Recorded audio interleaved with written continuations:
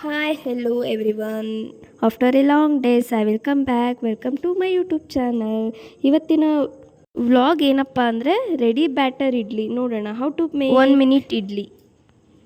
Actually ಇದು batter fine powder ಥರ ಇರುತ್ತೆ. ನೀವು ಮೆಷರ್ಮೆಂಟ್ ಹೇಗಪ್ಪ ತಗೋಬೇಕು ಅಂದರೆ 1 ಕಪ್ ಆರ್ ಬೌಲು 1 ಕಪ್ಪಲ್ಲಿ ನೀವು ಫೈನ್ ಪೌಡರ್ ತೊಗೊಂಡ್ರೆ 1.5 ಕಪ್ ಅದೇ ಕಪ್ಪಲ್ಲಿ ಆರ್ ಬೌಲಲ್ಲಿ ನೀವು ವಾಟರ್ ಮೆಷರ್ಮೆಂಟ್ ತೊಗೋಬೇಕು. ನೋಡಿ ನಾನೀಗ ಮಾಡ್ತಾ ಇದ್ದೀನಿ, ನೋಡ್ತಾ ಇರ್ಬೋದು.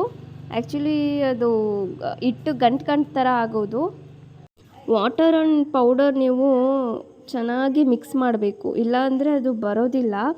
ಇದು 30 ಮಿನಿಟ್ಸ್ ಒಳಗಡೆ ನೀವು ಬ್ಯಾಟರ್ನ ಪ್ರಿಪೇರ್ ಮಾಡ್ಕೊಂಡು ಇಡ್ಲಿ ಮಾಡ್ಕೋಬೇಕು. ಇಲ್ಲಾಂದರೆ ಆ್ಯಕ್ಚುಲಿ ನಾನು ಫಸ್ಟಿಗೆ ಬ್ಯಾಟರ್ ಪ್ರಿಪೇರ್ ಮಾಡ್ಕೊಂಡಿದ್ದೆ, ಬಟ್ ನನಗೆ ಸ್ವಲ್ಪ ಶಾರ್ಟೇಜ್ ಆಯಿತು. ಅದಕ್ಕೆ 2 ಪ್ಲೇಟ್ಸ್ಗೆ ಮತ್ತೆ ನಾನು ಮಾಡಿಕೊಂಡೆ. ನೋಡ್ತಾ ಇರ್ಬೋದು. ಫಸ್ಟ್ ಪ್ಲೇಟ್ಸ್ಗೆ ಆಯಿಲ್ ಹಚ್ಚಿನೇ ಹಾಕಬೇಕು, ಆಗಿದ್ರೆ ತುಂಬ ಸೂಪರಾಗಿ ಬರುತ್ತೆ. ಮೃದುವಾದ ಮೈಸೂರು ಮಲ್ಲಿಗೆ ಇಡ್ಲಿ ಆಗಿಯೇ ಇರುತ್ತೆ. ಟೇಸ್ಟ್ ನಾನು ತಿಂದ್ಬಿಟ್ಟು ನಾನು ಹೇಳ್ತೀನಿ ನಿಮಗೆ, ನೀವು ಕೂಡ ಟ್ರೈ ಮಾಡಿ. ನೋಡಿ ಈಗ ರೆಡಿ ಆಗಿದೆ.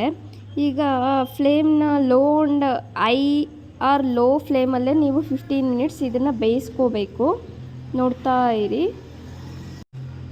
ನಾನು ಪ್ರಿಪೇರ್ ಆಗಿದೆ. ಈಗ ಫ್ಲೇಮ್ ಆನ್ ಮಾಡಿದ್ದೀನಿ. ಈಗ ಲಿಡ್ನ ಕ್ಲೋಸ್ ಮಾಡಿಬಿಟ್ಟು 15 ಮಿನಿಟ್ಸ್ ಲೋ ಆ್ಯಂಡ್ ಐ ಫ್ಲೇಮಲ್ಲಿ ನೀವು ಮಾಡ್ಕೋಬೇಕಾಗತ್ತೆ. ಲಿಡ್ ಕ್ಲೋಸ್ ಮಾಡಿದೆ. ಹಾಗೆ ಅದೇ ಗ್ಯಾಪಲ್ಲಿ ನಮ್ಮ ಮನೇಲಿ ನಾವೇ ಪ್ರಿಪೇರ್ ಮಾಡ್ತೀವಿ, ಬೆಣ್ಣೆ ತೆಗಿತಾ ಇರ್ಬೋದು. ನಾನು 50 ಮಿನಿಟ್ಸ್ ಆಗಿದೆ. ಈಗ ಓಪನ್ ಮಾಡ್ತೀನಿ. ವಾವ್ ಎಮಿ ಚೆನ್ನಾಗಿ ಬಂದಿದೆ.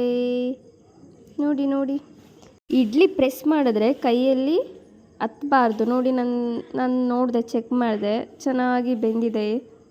ಈಗ ಬೆಣ್ಣೆ ತೆಗಿತಾ ಇದ್ದೀವಿ.